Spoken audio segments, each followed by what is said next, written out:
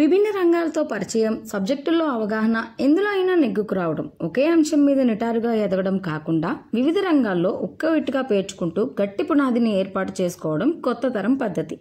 వీరు ఒకటే పనిని ఎక్కువ కాలం చేయడానికి ఇష్టపడరు, కొత్తదనం కోరుకుంటారు. ఇదే హారిజాంటల్ కాంపౌండింగ్. కెరియర్ ప్లానింగ్లో ఈ నూతన విధానం ఏంటో మరి మనము చూసేద్దామా?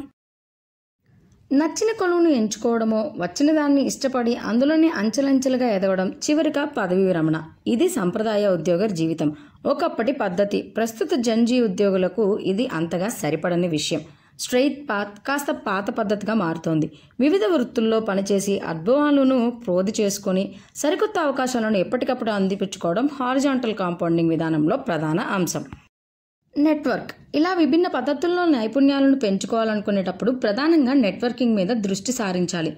అనేక పరిశ్రమల నుంచి నిపుణులను కలవడం ద్వారా వారి పనుల విధానాలు, ఆ రంగాల తీరుతెన్నుల గురించి వివరాలు తెలుస్తాయి. మార్కెట్లో చురుగ్గా ఉండడం ద్వారా తెలియని ఎన్నో కొత్త అవకాశాలను గుర్తించే వీలుంటుంది. ఒక అంశం మీద గట్టి పట్టు, లోతైన అవగాహన ఉంటూనే మిగతా వాటిలో ప్రవేశం ఉండడం ఇందులో ప్రధానమైన అంశం. ఇందుకోసం చేస్తున్న ఉద్యోగంలోనే ఇతర విభాగాలతో కూడా కలిసి పనిచేయవచ్చు. ఈ హారిజాంటల్ కాంపౌండింగ్ అనేది అసలు ఎందుకు? కొందరు ఉద్యోగులు మేనేజ్మెంట్ పాత్రల్లోకి వెళ్లడానికి ఇష్టపడతారు. కుటుంబ కారణాలతోనో, వ్యక్తిగత ప్రాధాన్యతలతోనో ఉద్యోగులుగానే ఉండేందుకు ఆసక్తి చూపుతారు. కానీ కెరియర్లో ఎదగడం, సంస్థలకు అత్యంత ఆవశ్యకమైన ఉద్యోగులుగా మారడం కూడా ముఖ్యం కదా. ఇలాంటప్పుడే హారిజాంటల్ కాంపౌండింగ్ను ఎంచుకుంటున్నారు. నాయకత్వ బాధ్యతలు లేకుండానే నైపుణ్యాలకు పదును పెట్టుకుంటున్నారు. కేవలం ఒకటే పని చేయడం అంటే కొందరికి బోర్ కొట్టే అవకాశం కూడా ఉంటుంది. కొత్త కొత్త విషయాలు తెలుసుకోవాలని, మనుషులను కలవాలని, ప్రదేశాలు చూడాలనే ఆసక్తి కూడా ఉండొచ్చు.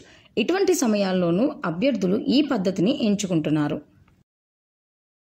ఈ పద్ధతిలో ఉద్యోగులు అదే సంస్థలో విభిన్నమైన ఉద్యోగాలకు మారుతూ ఉంటారు. సరైన అవకాశం వస్తే మరో కంపెనీకి సైతం మారవచ్చు. ఇందుకోసం పలు రకాల నైపుణ్యాలను పెంచుకుంటారు. దేనికి పరిమితం కారు. కొన్నిసార్లు అనేక ప్రాజెక్టుల్లో పాలు పంచుకోవడం ద్వారా కూడా నేర్చుకునే వీలుంటుంది. మెంటర్షిప్, శిక్షణ తరగతుల్లో పాల్గొనడం, కొత్త సవాళ్లను ఎదుర్కొనేలా తర్ఫీదు పొందడం వంటివి కూడా ఇందులో భాగంగా చేస్తారు. ఫ్రీలాన్సింగ్, కన్సల్టింగ్ జాబ్స్లో ఉండడం కూడా ఉపకరిస్తుంది. ఏ సంస్థకైనా సరే అత్యంత అమూల్యమైన ఆస్తి అందులో పనిచేసే ఉద్యోగులే. నిరంతర నైపుణ్యాలను పెంచుకుంటూ సంస్థతో పాటు సొంత ఎదుగుదలకు పాటుపడే నిపుణులను ఏ సంస్థలు వదులుకోలేవు.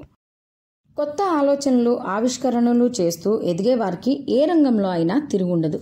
చివరిగా ఒకటే ఉద్యోగంలో పైకి ఎదగాలా లేదా విభిన్నమైన అంశాల మీద పట్టు సాధించాలా అన్నది వ్యక్తిగత లక్ష్యాలు, బలాలు, ఆసక్తులు, అభిప్రాయాల మీద ఆధారపడి ఉంటుంది. అయితే వైవిధ్యాన్ని కోరుకునే నేటి తరం ఇలా కొత్త దారిలో సాగడానికి ఆసక్తి చూపుతున్నారు.